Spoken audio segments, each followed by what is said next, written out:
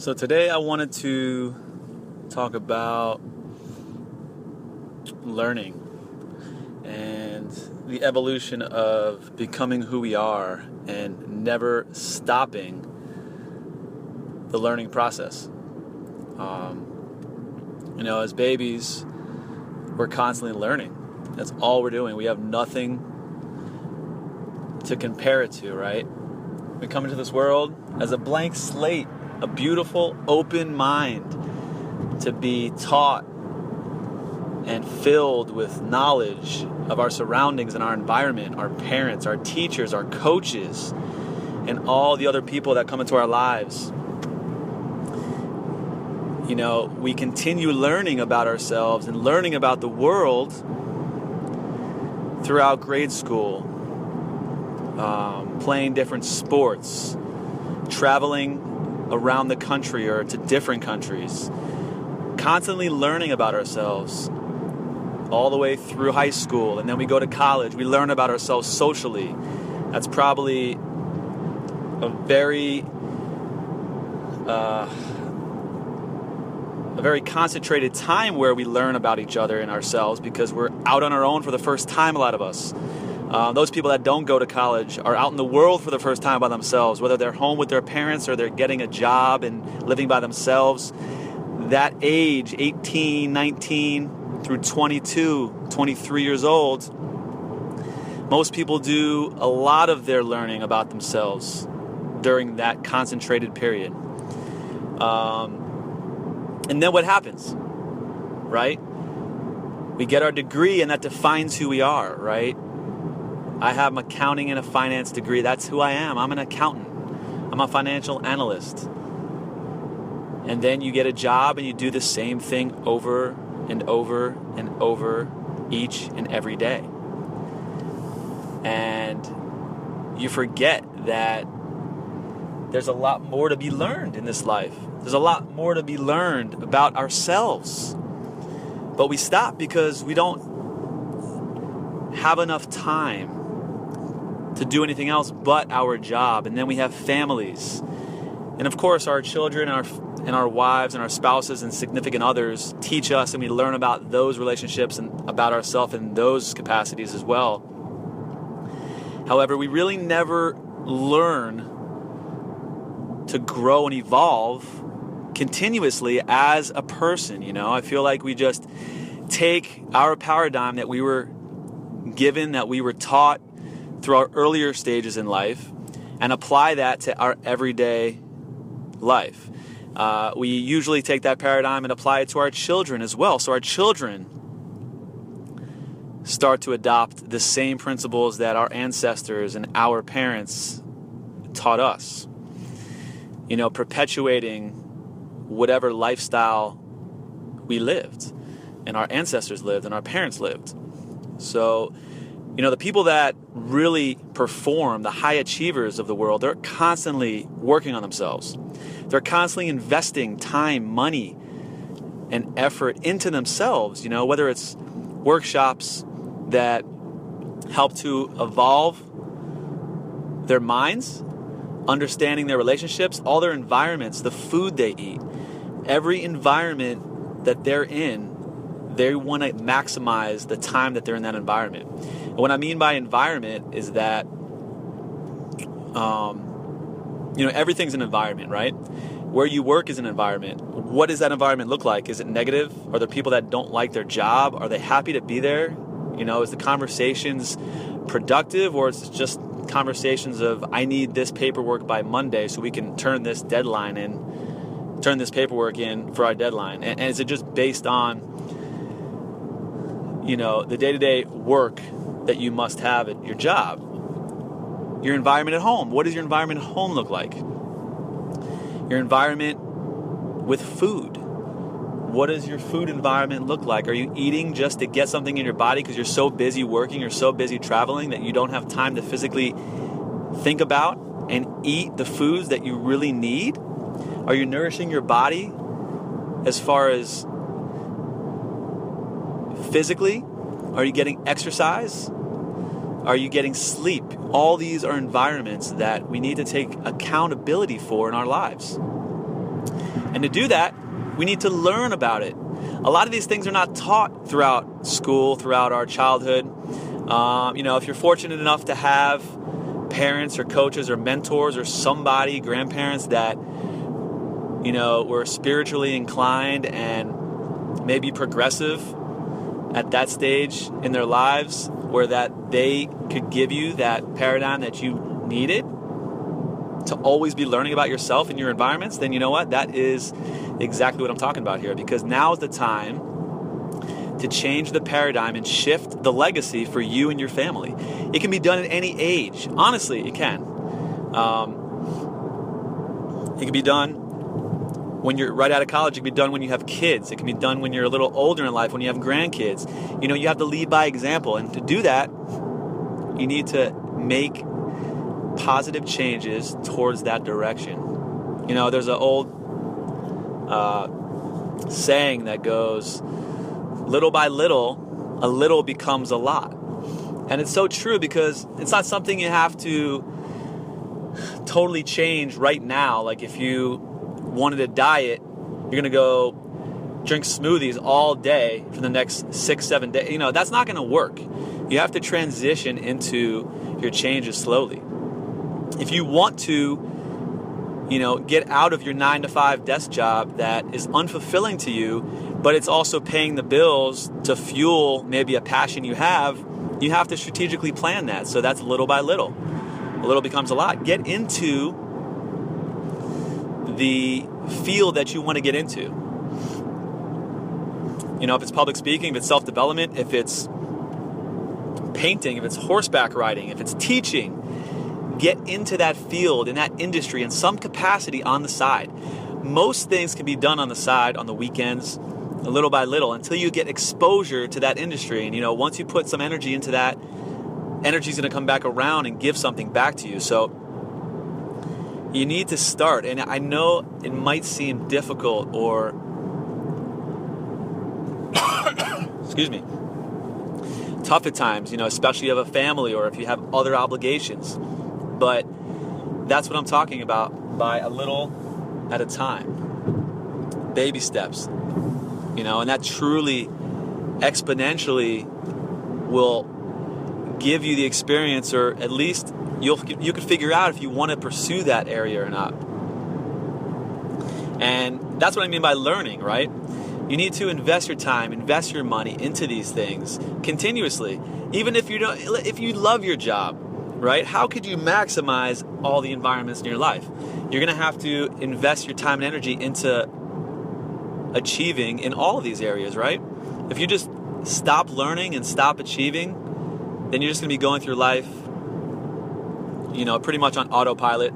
Your subconscious will take control, and you'll just cruise through life. And a lot of people do that. A lot of people seemingly think they have great lives, and if they don't know any better, then maybe ignorance is bliss. But if you want something more out of your life, if you know that you're destined to be something great, I know that we all have something inside of us that's genius, that we are meant to do with our lives. And that's the greatest part about it. Everybody has something different, and some of us have the same thing, right? But we all do it differently, and we all have our magic to give to the world.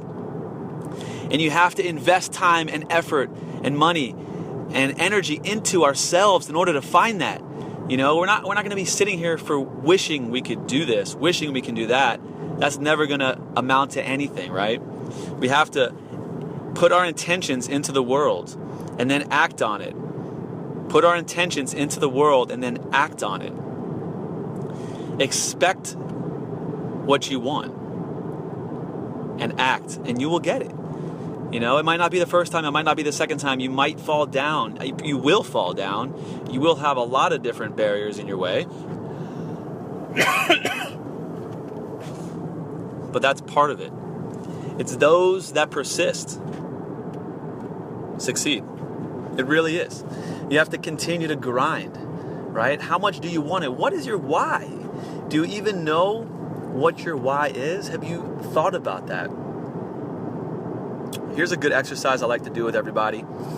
And it kind of gives you a little perspective on what your why is, so to speak. What the reason you want financial freedom is.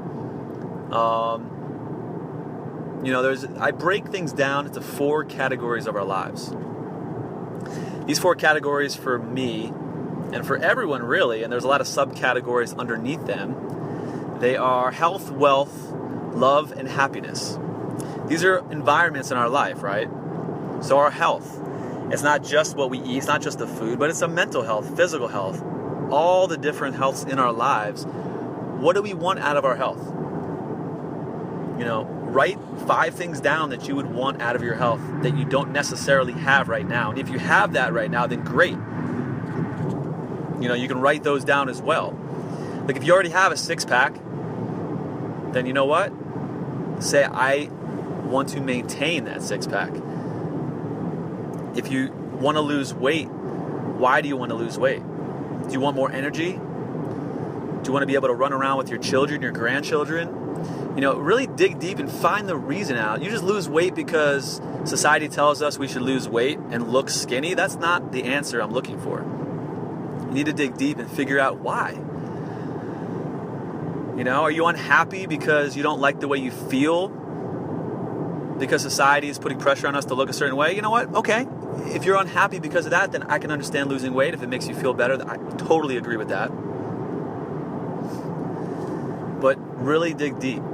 So wealth. What does your wealth look like? And again, wealth is not necessarily just your financial picture. Wealth is abundance in a lot of different areas. So spiritually, what does your spiritual wealth look like? What does your relationship wealth look like? How many friends did you want? Do you have? Do you want more? Do you maybe want to get rid of some that are dragging you down? These are things you can write down as well. There's an old saying that you are the sum of your 5 friends that you hang around the most, right? So take an inventory of that. What does that look like? Who are the people you're hanging around with? Now, a lot of times you're hanging around with people from either high school or college, and you have that bond that sometimes, it's great to go back. I love hanging around with those friends, and, it brings back amazing memories, and it feels good. But at the same time, you could be limiting yourself. You could be limiting yourself in regards to what's available to you. Because if you're hanging around people that are constantly talking about the same thing and don't have other visions above and beyond what they're doing, then you're going to get pulled down into that realm with them. If you're hanging around people who are doing bigger things than you, which I highly suggest you do, you always need people that are doing more, that have been there before you, that are 1 to 10 steps ahead of you, because that's how you learn. It all comes back to learning. That's how you learn, build that environment of wealth. So the third environment is love. What does your love look like in life? And of course, this is in relation to relationships, but everywhere else as well. Relationships with your spouse, significant other. What does your relationship look like with your job? Are you in a love-hate relationship with it? Do you hate it? Do you love it? And most importantly, what does the relationship look like with yourself? Do you love yourself? This is probably one of the hardest questions to answer for most people. Because you think about it, I love myself, and then sometimes you take an external inventory of what you're doing to yourself, and you're like, oh my goodness. If I love myself, I wouldn't do that. Well, I'm going to go out Saturday night and, I don't really want to drink because I don't like the way it makes me feel on Sunday morning, but, all my friends are doing it. I don't want to feel like it's, they're going to, make fun of me. Well, guess what? That's not loving yourself. That's allowing your power to be taken by other people. Do not give your power up.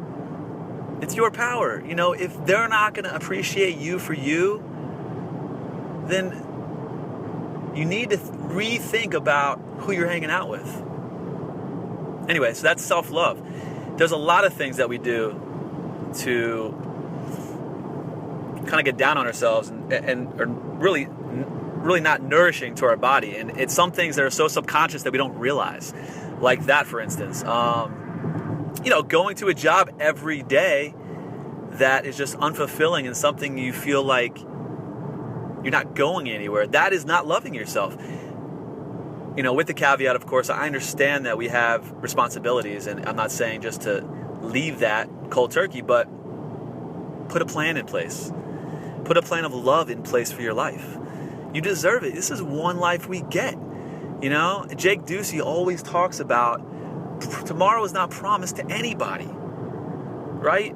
Think about this. It's kind of cliche, but if you had 6 months to live, what would you do right now? Would you drive into work? Would you leave your kids to go somewhere you really don't want to go? Would you hang out with that friend that doesn't make you feel really great when you're with them, but you think it's cool to hang out with and you don't know anyone different? I mean, think about this stuff. And the last one is happiness. And it kind of all sums up, the prior three, but what makes you happy in life? What do you find yourself doing that you're just ecstatic and happy about? Where can you find more happiness in your life? Write down 5 things that make you extremely happy, whether it's, a vacation you went on when you were younger or recently that just brought you extreme happiness to be in that area. If it's someone you're with, could be your spouse, could be your kids, could be your parents, could be anybody, write those people down. Write people that inspire you and increase your happiness. Those are the people you want to be around more often. And then think about why you're unhappy. Write some things down that are making you unhappy as well. And you really have to dig into those and figure out what you need to cut back on that's making you unhappy, or how you can rearrange and change the dialogue in your mind in order to make yourself happy. Because a lot of the times we're unhappy because of how we perceive the situation. It all comes back to perspective. It's all about the paradigm we were taught when we were younger. We were given a lot of these traits, these genes from generations ago that really, when we were born, we didn't have a choice, right? And then, like I said, our environment, our parents, our coaches, they were giving us what they knew. And there's no judgment there. That's what they knew. They did the best they could. And I'm so grateful for that, because now I realize what I need to do for the next generation. Right? And that's how you change the legacy of your name. Little by little, a little becomes a lot. So anyway, health, wealth, love, and happiness. Let's dig into these 4 environments, these 4 categories of our life. And I'll tell you, once you start digging into all of these, all those little subcategories underneath are going to start to creep out. And as you get even more into those categories, you're going to find things that are going to become extremely emotional for you. And that's good. You want that emotion that's been bottled up so long inside of your body to come out. Because emotions are like food, right? I love this analogy because it's so true, and a lot of people don't see this side. They don't have the perspective of this because, again, it was never taught to us. When you eat food, it has to come out, right? Right, we all know that. If it doesn't come out, what happens? It starts to create disease in our body, right? It starts to ferment, rot, whatever, get into our blood, and we get sick.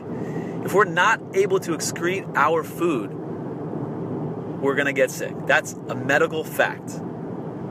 So I invite you to think about this. If you're not able to correctly digest the thoughts and emotions that are going through your head on a daily basis, it will create disease in your body. Again, I invite you to just have an open mind and think about this. It's so similar to food, right? Stress. How does stress manifest in the body? As disease, heart attacks, heart disease, panic attacks, eczema, skin disease, irritable bowel syndrome. I mean, I can go on and on. There's a laundry list of things that stress affects.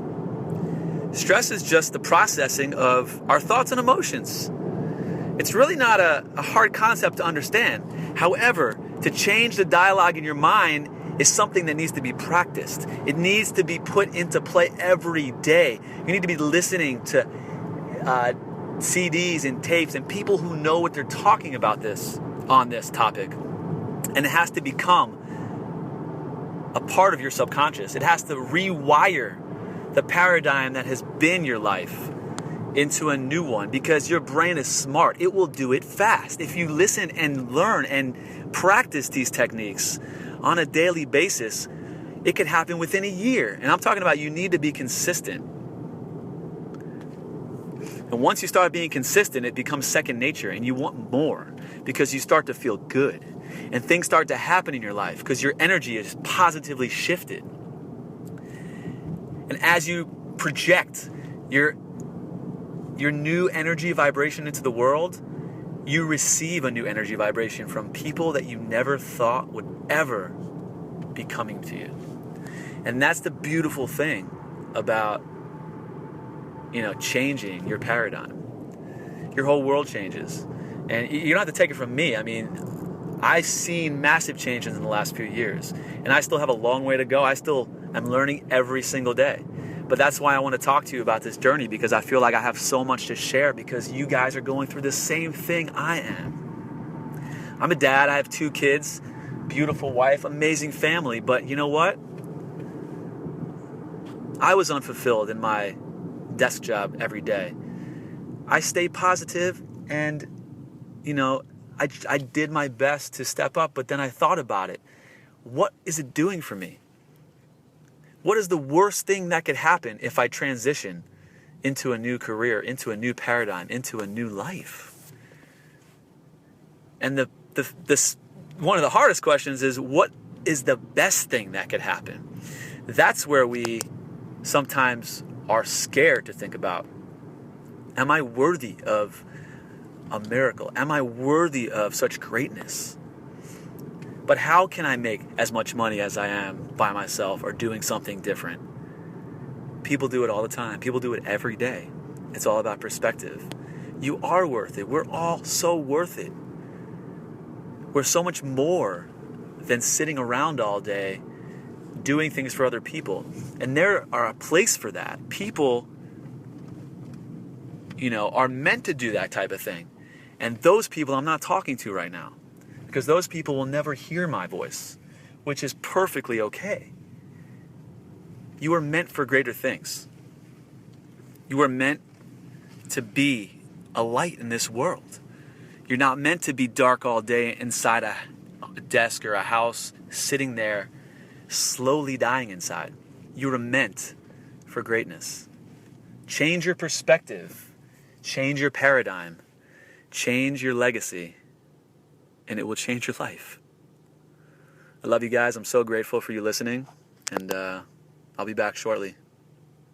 Aloha.